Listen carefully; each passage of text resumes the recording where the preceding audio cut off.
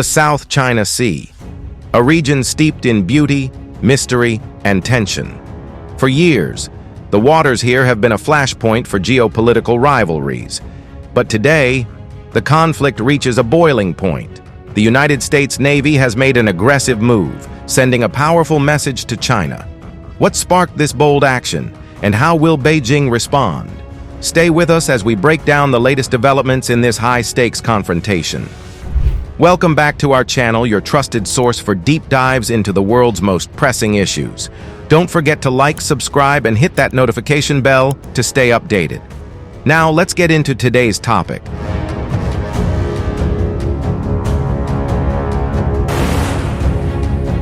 To understand the current situation, we need to rewind a bit. The South China Sea has long been a contested region. Several countries, including China, Vietnam, the Philippines, and Malaysia, lay claim to overlapping territories. But none has been as assertive as China.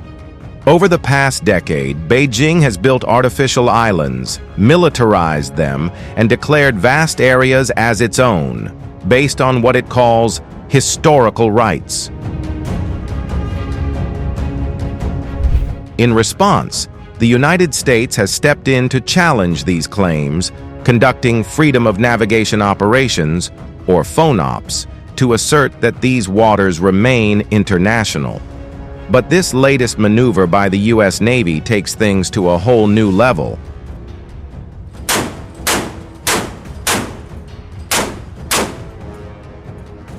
In a show of force, the United States has deployed a fleet of warships to the South China Sea.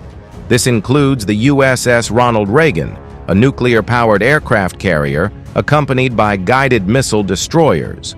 According to military officials, this operation was prompted by intelligence suggesting increased Chinese naval activity in disputed areas.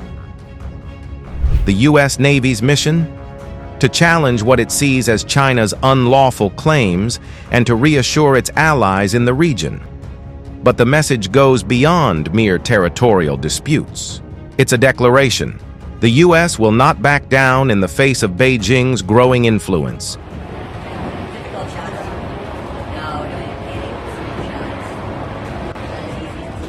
Beijing, unsurprisingly, has not taken this lightly. Chinese state media has described the U.S.'s actions as provocative and dangerous. The Chinese military has reportedly increased its own naval presence, shadowing U.S. ships and conducting live fire drills as a warning. China's foreign ministry has issued a stern statement, accusing the U.S. of undermining regional stability and warning of serious consequences if provocations continue.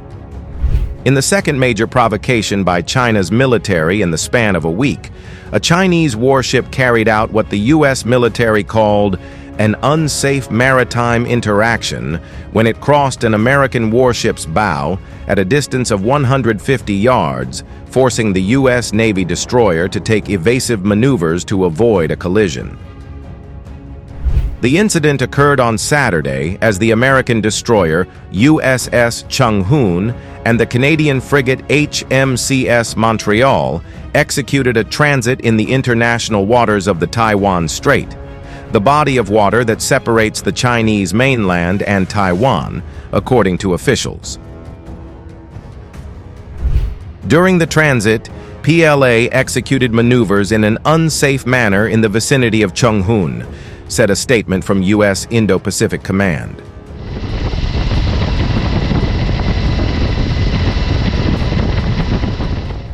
The PRC LY-132 overtook Chung-hoon on their port side and crossed their bow at 150 yards. Chung-hoon maintained course and slowed to 10 knots to avoid a collision, said the statement. The Chinese warship then executed a second pass in front of the American warship's bow at a distance of 2,000 yards and remained off the destroyer's port bow. The LY-132's closest point of approach was 150 yards, and its actions violated the maritime rules of the road of safe passage in international waters, the Indo-Pacific Command said. U.S. officials said they believe that the harassment is coordinated and increasing in frequency.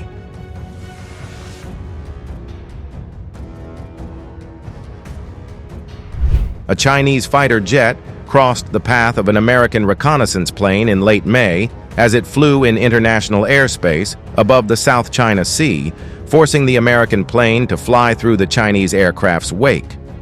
A senior U.S. defense official spoke Tuesday about that incident, expressing the belief that the Chinese harassment is coordinated and increasing in frequency.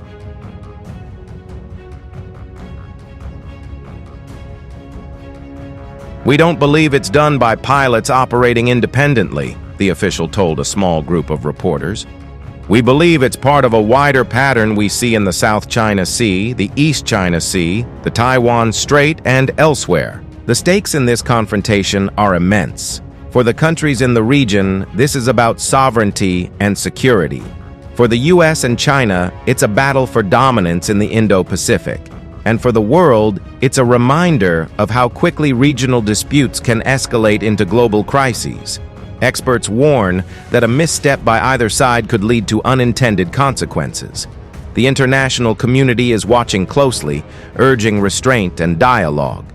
The U.S. has signaled its commitment to maintaining a free and open Indo-Pacific.